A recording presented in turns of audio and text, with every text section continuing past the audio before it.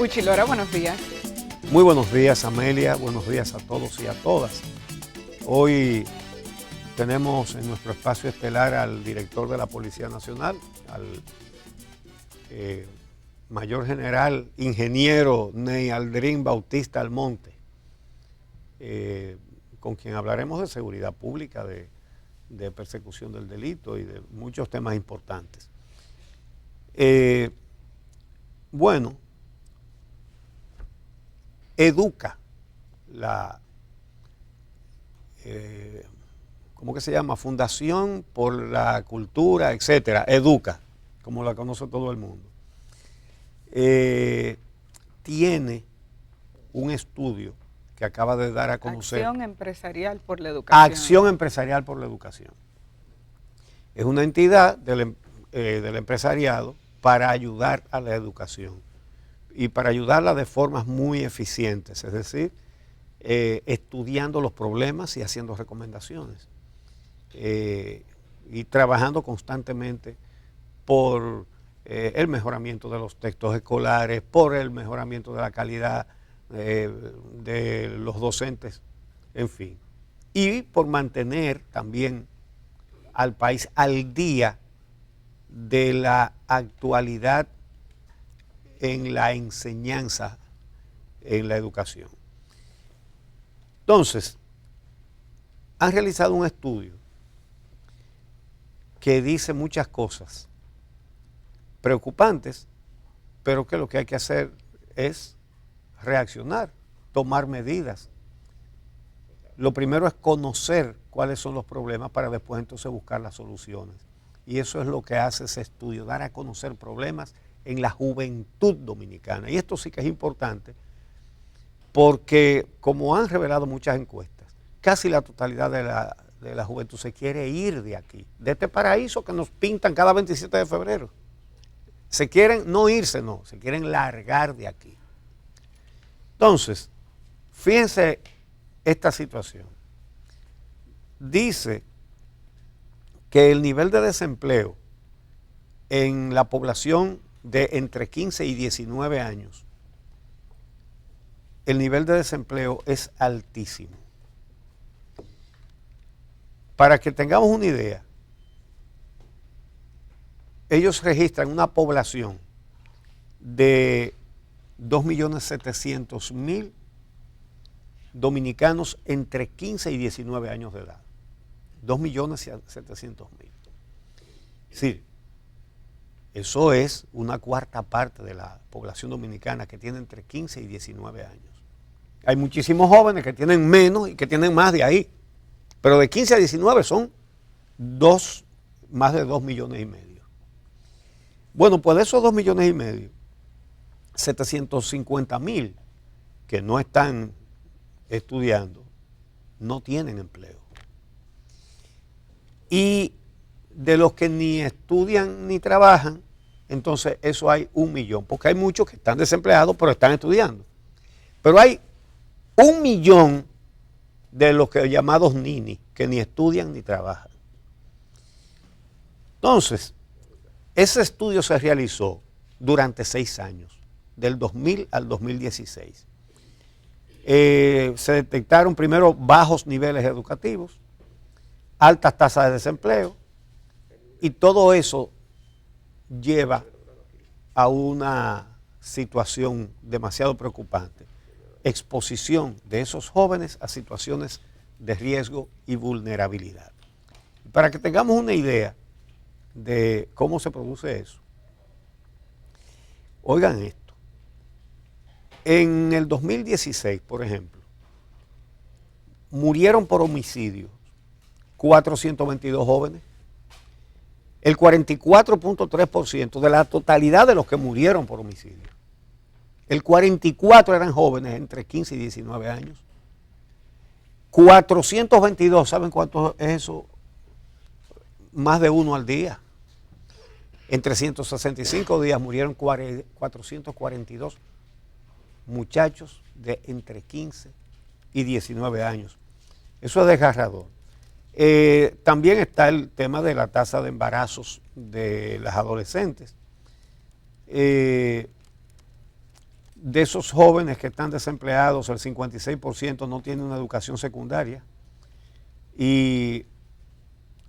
Pero entre los que sí la tienen, entre los que sí son bachilleres, la tasa de ingreso es apenas un 10% más que la de los que no estudiaron el bachillerato. Sí, eso es descorazonador. Tenemos a una masa juvenil que no tiene solución prácticamente. Y entonces, oigan esto, la mayoría de los jóvenes entrevistados para esa encuesta dijeron que venderían drogas. Porque dicen ellos, que los que lo hacen viven bien. Entre otras cosas, que tienen 2 mujeres. Tú estás oyendo los parámetros, ¿eh?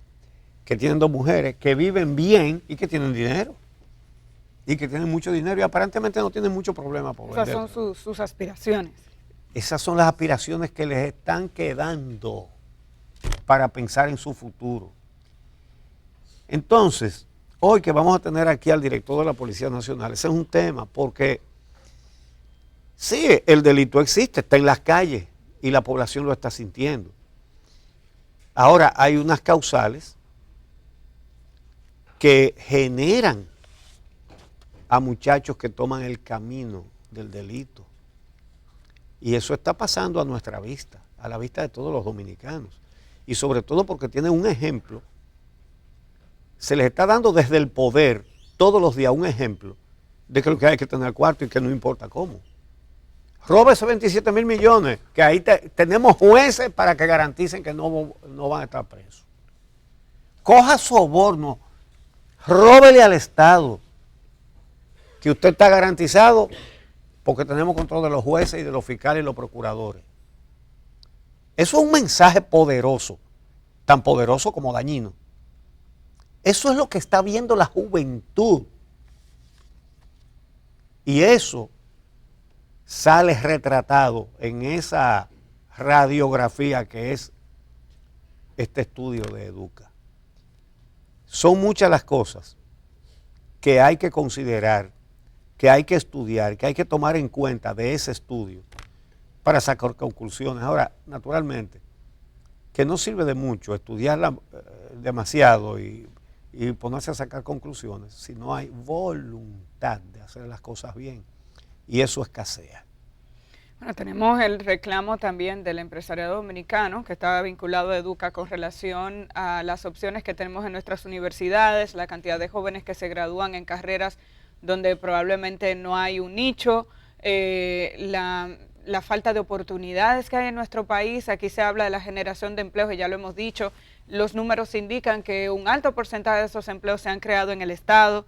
No necesariamente son empleos de calidad, en muchas ocasiones son oportunidades que se le dan a una persona para que genere un pequeño ingreso que le permita pagar los pasajes y comer al mediodía, pero no son ingresos que le permiten a alguien empezar a superarse, continuar pagando sus estudios. En muchas ocasiones tenemos empleados en muchísimos centros privados y públicos que necesitan de más de un trabajo para poder completar el dinero que necesitan para mantener a su familia.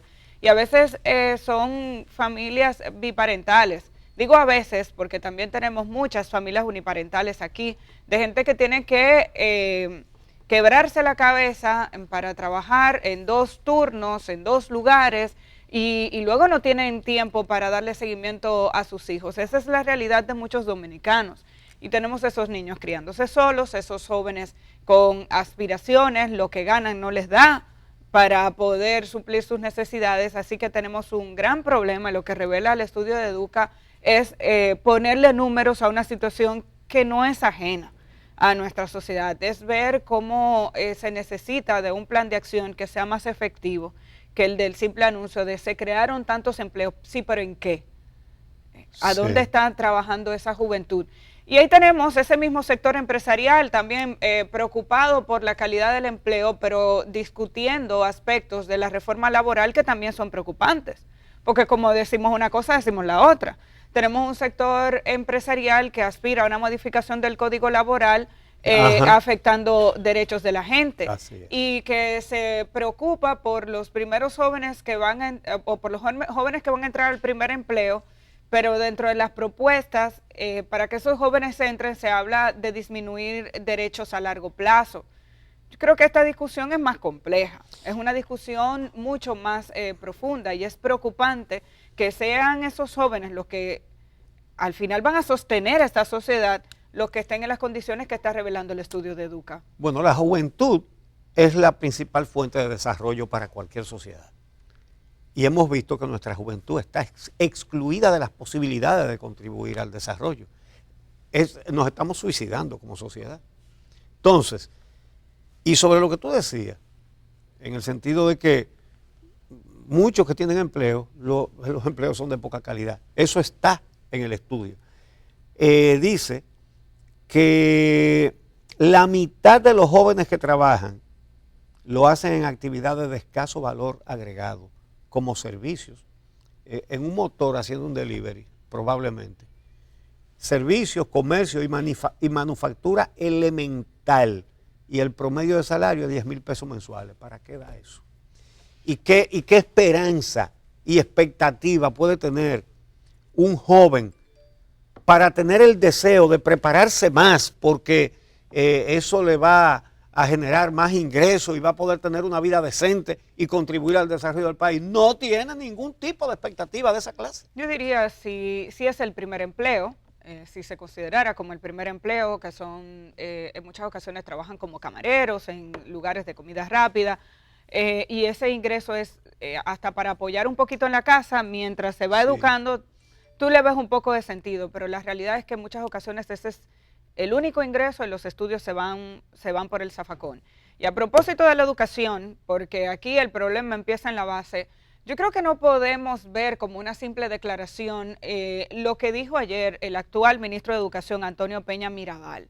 Antonio Peña Mirabal hace una denuncia que es muy seria y que hay que prestarle atención y que observar con cada detalle. Porque lo que Peña Mirabal está diciendo, con otras palabras, es que en el Ministerio de Educación había botellas. Es eso lo que está diciendo, que está haciendo despidos. Dice no sabe cuántos son, dice que no es una aplanadora lo que se está pagando, lo que se está pasando en el Ministerio de Educación, pero dice que el Ministerio de Educación es una cosa muy seria y que llenarlo de gente improductiva es un fiasco. ¿Qué es una gente improductiva? Una botella. Entonces, él dice, llenar el ministerio de gente improductiva es un fiasco. Cuando los niños no tienen témpera, los niños no tienen insumos dentro de los centros escolares. El ministro de Educación, que ustedes lo veían ahí en pantalla, dice además que se encontró, por ejemplo, con un edificio con 4 o 5 gobernadores, que eso no es necesario, que un edificio solo necesita un gobernador. Dice que se descuidó el mantenimiento escolar y que encontró una unidad paralela que le quitó funciones a la que estaba designada por el ministerio. Entonces el ministro de Educación lo que está diciendo es que encontró muchas botellas en el Ministerio de Educación, y de ahí la importancia y la relevancia que tiene el que se haga la auditoría del Ministerio de Educación, que ha sido tanto solicitada por organizaciones sociales como por el mismo anterior ministro Andrés Navarro.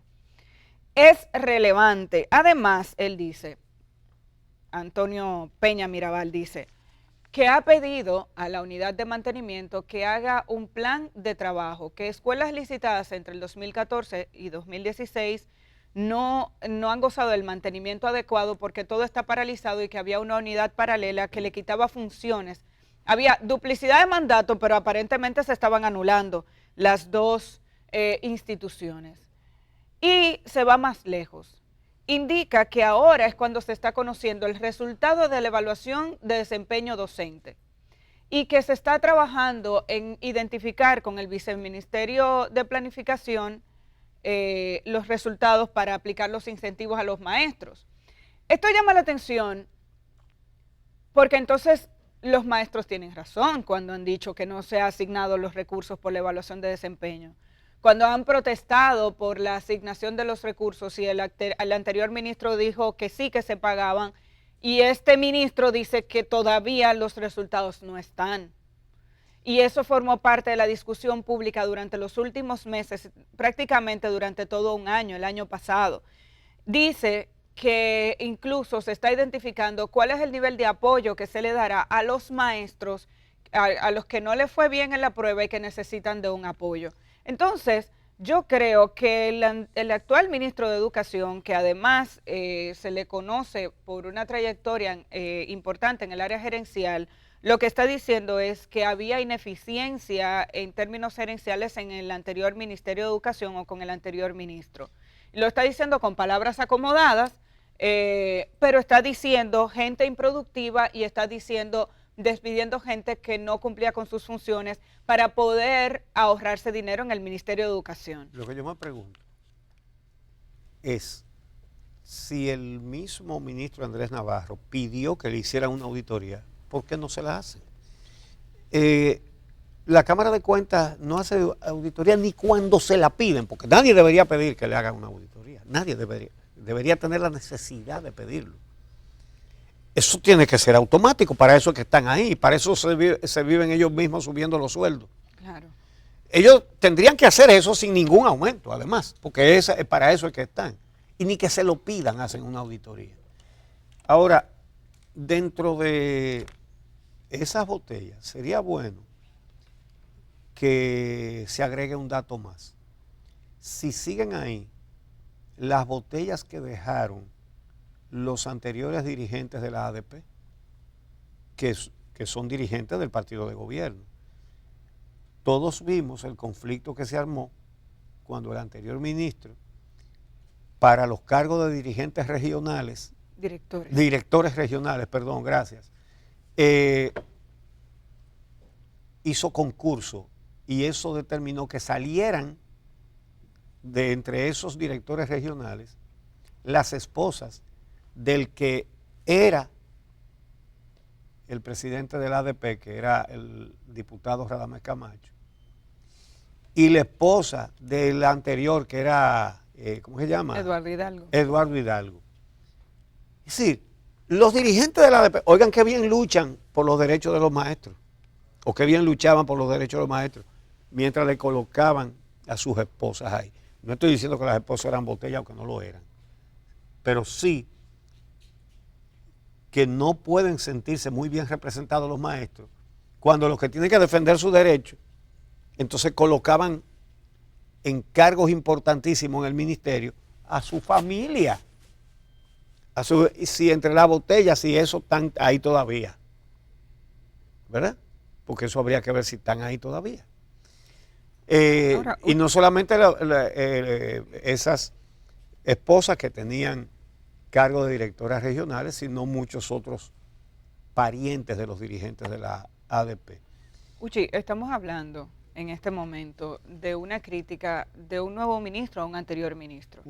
Andrés Navarro salió con una alta valoración en términos generales, hecha por la población, pero con serios conflictos con el magisterio, incluso una carta de ruta que se firmó y con la que no se cumplió, conflictos constantes por acuerdos que se hacían en los que el ministerio acusaba a la ADP de incumplir y la ADP acusaba al ministerio de incumplir. Siempre recibimos por nuestras redes sociales, cuando hablamos del tema de educación, denuncias de maestros que dicen que le están pagando como si fueran maestros de primarias y están trabajando en la secundaria. Los trasladaron, pero el traslado no se ha hecho efectivo. Cuando entrevistamos aquí a Andrés Navarro, ahora como precandidato a la presidencia del PLD, nos decía que en una cartera tan importante como educación, ese tipo de situaciones se da, dada la complejidad que tiene el Ministerio de Educación, la cantidad de empleados que tiene el Ministerio de Educación, pueden darse algunos casos, pero los calificaba como casos aislados. Ahora, lo que está diciendo el ministro actual, Antonio Peña Mirabal, es que encontró la nómina abultada. Eso es lo que está diciendo. Y es importante que se identifique en qué otras áreas ha decidido separar personas. Él viene del área gerencial, como dije, incluso fue viceministro en algún momento en el Ministerio de Educación y ahora estaba en Promesecal, retorna a Educación como ministro.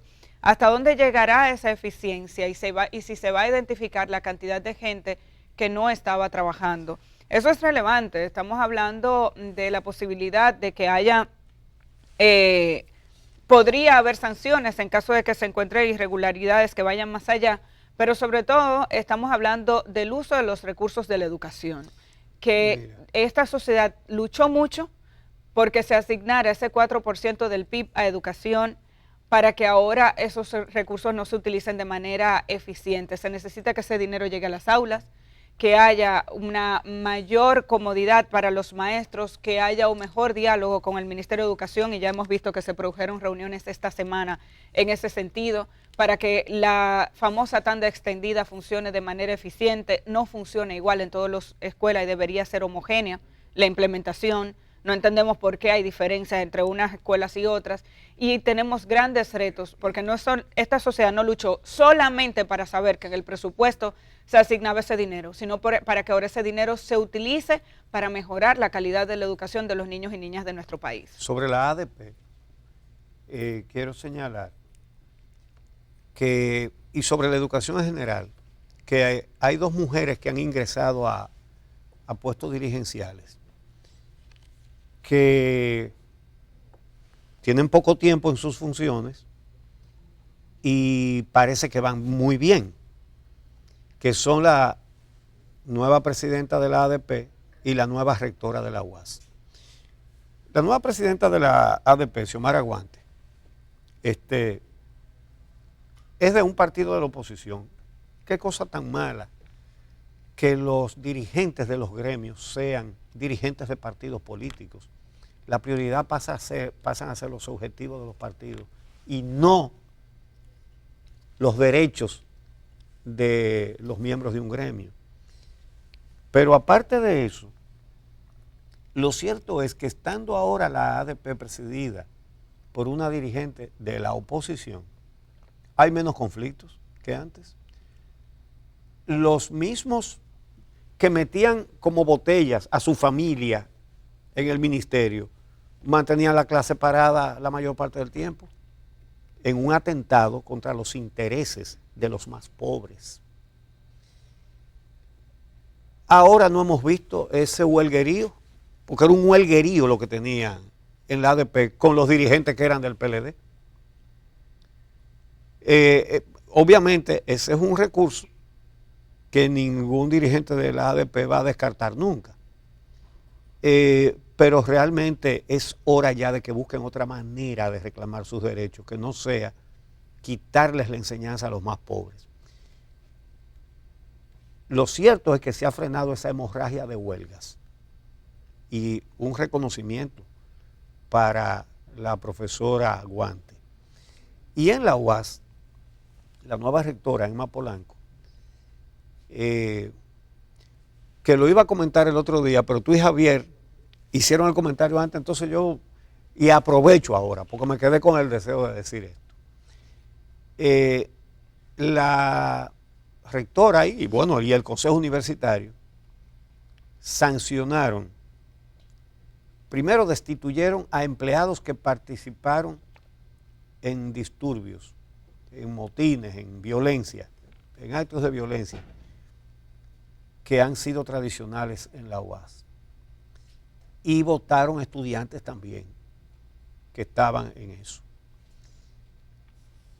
Y quiero decir que cuando han tomado esas medidas, lo han hecho en defensa de los estudiantes de verdad, de los que van a la universidad a estudiar.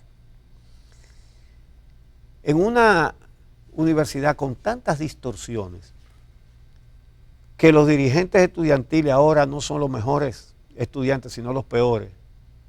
Bueno, el anterior presidente de la Federación de Estudiantes Dominicanos, la principal asociación de estudiantes de la UAS, ya iba por 3 décadas en la Facultad de Medicina. Sí, no estudia. No estudia, se dedica a ser dirigente de lo que sí estudian. Y lo que sí estudian lo admitían como dirigente. Es una cosa demencial. Nos estamos volviendo locos. Pero ¿qué pasa? Que privan es revolucionario. ¿Pero qué es la UAS? La UAS es una conquista de la sociedad dominicana. Porque antes de la UAS, como las universidades son caras, estudiaban los hijos de los que tenían recursos. Los hijos de los pobres estaban condenados a no hacer una carrera universitaria.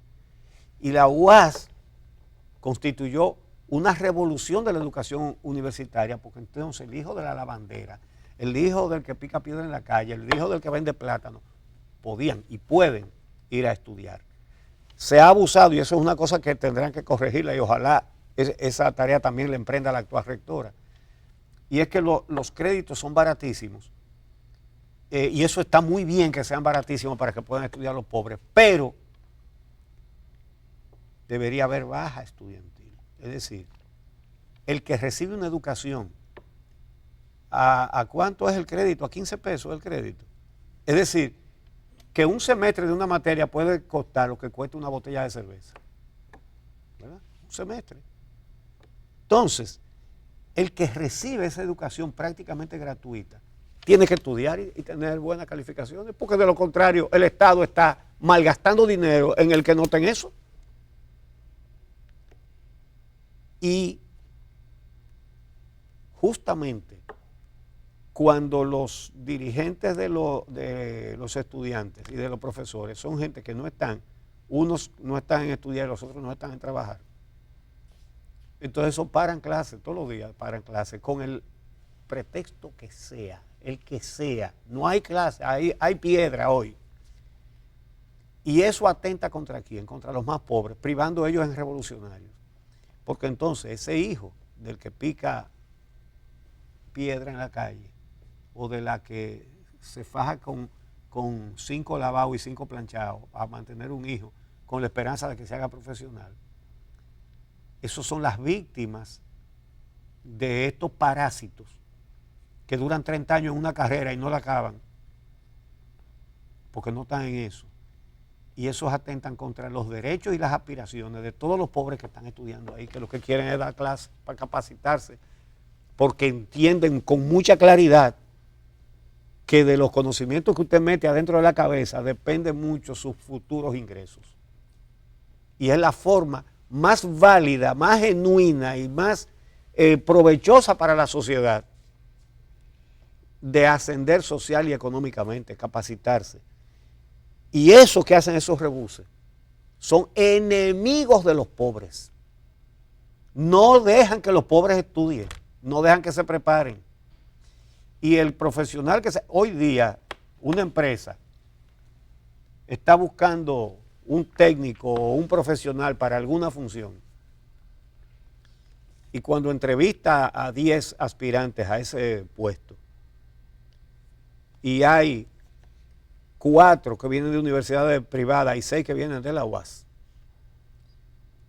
ese empleador sabe, desgraciadamente, que el que estudió en la universidad privada aprendió más, porque dio más clases, porque no le suspendieron ni un solo día por tirar piedra.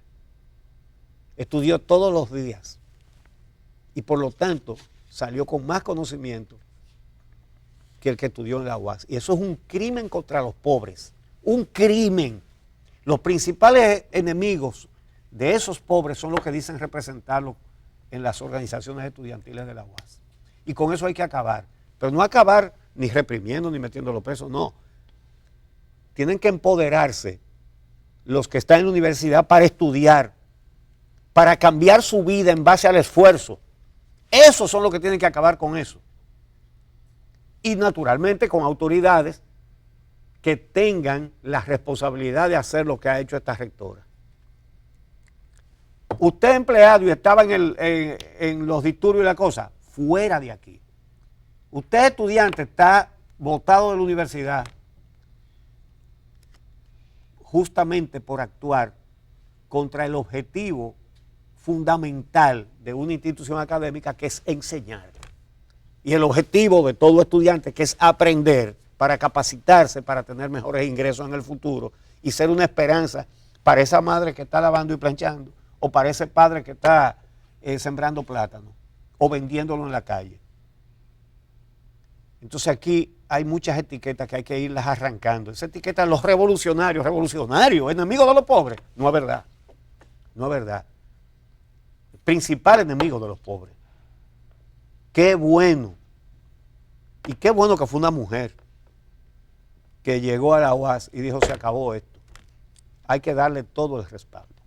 Vamos a hacer la pausa, regresamos en un momento con otras informaciones para ustedes. Recuerden que hoy tendremos al director general de la Policía Nacional con nosotros en el espacio estelar del día. Envíen sus preguntas a través de nuestras cuentas de Twitter, @uchilora y @Amelia de Champs. Regresamos en un momento.